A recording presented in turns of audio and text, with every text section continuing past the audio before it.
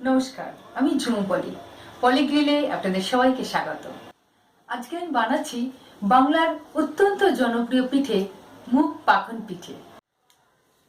মুগ পাখন পিঠে বানানোর জন্য আমি নিয়েছি 100 গ্রাম মুগের ডাল ভেজে সেদ্ধ করে, 100 গ্রাম কামিনী আতপ চালের গুঁড়ো, 100 গ্রাম খেজুরের গুড়, 100 গ্রাম খোয়া ক্ষীর, 50 গ্রাম ময়দা, 1 পিঞ্চ দারচিনি গুঁড়ো, 3 টেবিল চামচ গাওয়া ঘি, 1 পিঞ্চ এলাচ গুঁড়ো। প্রথমে সেদ্ধ করা মুগের ডালকে মিহি করে বেটে নিতে হবে। মুগের ডাল বেটে নিয়েছি। এবার 1 চা চামচ লবণ, ঘি, খোয়া ক্ষীর, চালের গুঁড়ো, খেজুরের গুড়, এগুলো সব ভালো করে মিশিয়ে ফুটন্ত গরম জল দিয়ে মেখে নিতে হবে। এবার এর মধ্যে সামান্য একটু ময়দা মিশিয়ে নেব, 1 পিঞ্চ অফ সোডিয়াম বাইকার্বনেট। ভালো করে মেখে নিতে হবে। প্রয়োজন মতো ফুটন্ত গরম জল দিয়ে শক্ত ডো তৈরি করতে হবে।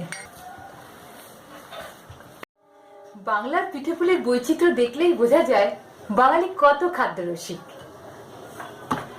ব্যাস, আমার ডো রেডি হয়ে গেছে।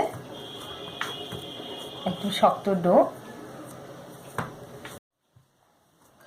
এবার এই ডো থেকে অল্প করে নিয়ে ছোট ছোট বল তৈরি করে নিতে হবে।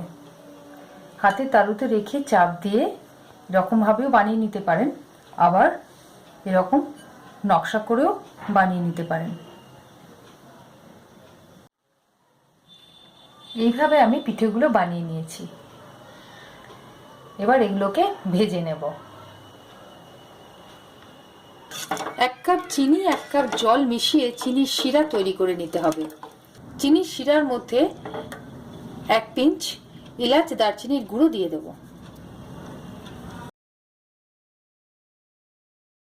ভাজার জন্য কড়াইতে আমি 250 গ্রাম ভেজিটেবল অয়েল গরম করে নিয়েছি।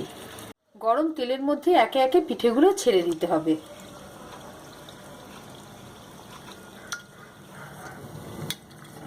এরকম লালচে করে ভেজে তুলে নিতে হবে।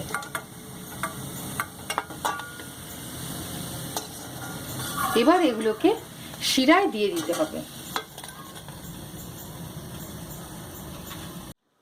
5 মিনিট গরম শিরায় ভিজিয়ে রাখার পর এটা তুলে নিতে হবে। পিঠেগুলোকে এবার তুলে নিচ্ছি।